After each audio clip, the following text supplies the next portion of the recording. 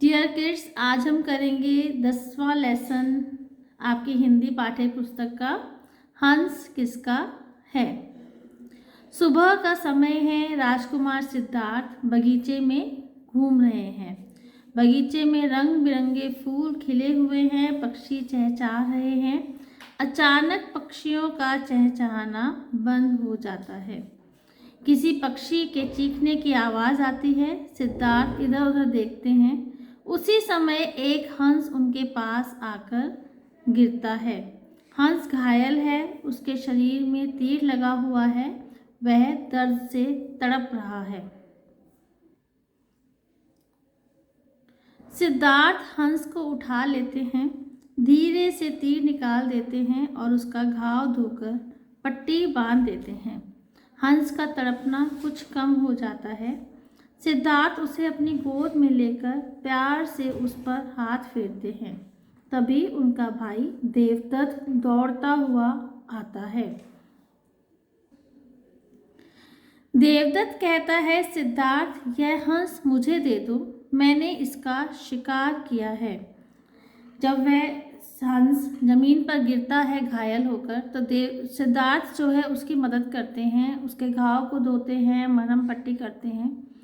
लेकिन जब देवदत्त आता है तो क्या कहता है कि यह सिद्धार्थ हंस जो है मुझे दे दो, क्योंकि मैंने इसे मारा है, शिकार किया है मैंने। सिद्धार्थ, नहीं, मैं तुम्हें यह हंस नहीं दूंगा, मैंने इसे बचाया है, यह हंस अब मेरा है।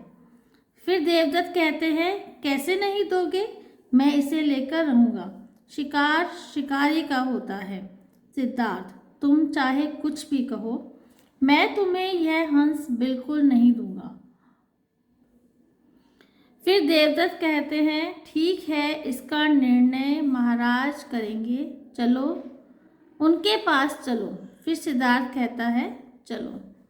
अब जब दोनों भाइयों में आपस में सुलह नहीं हो पा रही, वह डिसाइड नहीं कर पाए कि वो हंस किसका है, उन्होंने क्या कहा कि चलो हम राजा के पास चलते हैं, जो राजा निर्णय देंगे, फैसला देंगे, हम उसी को मानेंगे। सिद्धार्थ हंस को उठाए हुए राजमहल की ओर चल देते हैं। देवदत्त भी उनके पीछे पीछे जाता है।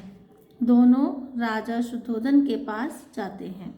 राजा, बच्चों, क्या बात है? देवदत्त कहता है, महाराज, सिद्धार्थ मेरा हंस नहीं देता। फिर राजा कहते हैं, सिद्धार्थ, तुम देवदत्त का हंस क्यों नहीं देते? सिद्धार्थ कहते हैं, महाराज, हंस देवदत्त का नहीं, मेरा है। राजा, अरे भाई, साफ साफ बताओ कि क्या झगड़ा है।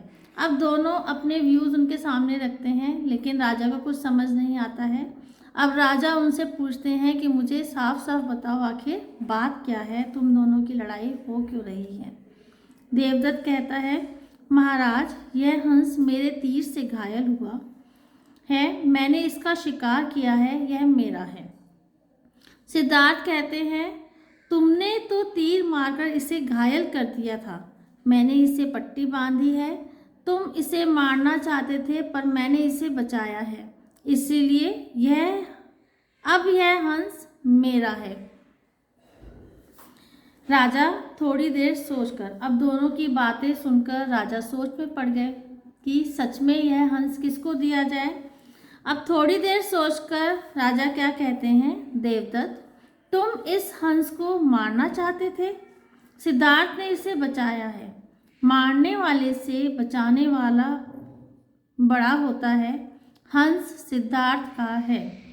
सिद्धार्थ हंस को प्यार से सहलाते हुए चले जाते हैं। देवदत्त भी उनके पीछे पीछे सिर झुकाए हुए चला जाता है। अब राजा ने जब दोनों की बात सुनी, तो राजा को भी यही लगा कि जिसने हंस को बचाया है वह हंस उसी का होना चाहिए, क्योंकि देवदत्त ने तो उसे मारने के लिए तीर मारा था। अगर वह बच गया है तो वह सिद्धार्थ का होना चाहिए। तो इस फैसले को सुनते हुए अब हंस सिद्धार्थ का हो गया था। सिद्धार्थ उसको बहुत प्यार से सहलाते हुए वहाँ से ले जाता है और देवदत्त उसके पीछे मुंह बनाए, सिर झुकाए चला जाता है।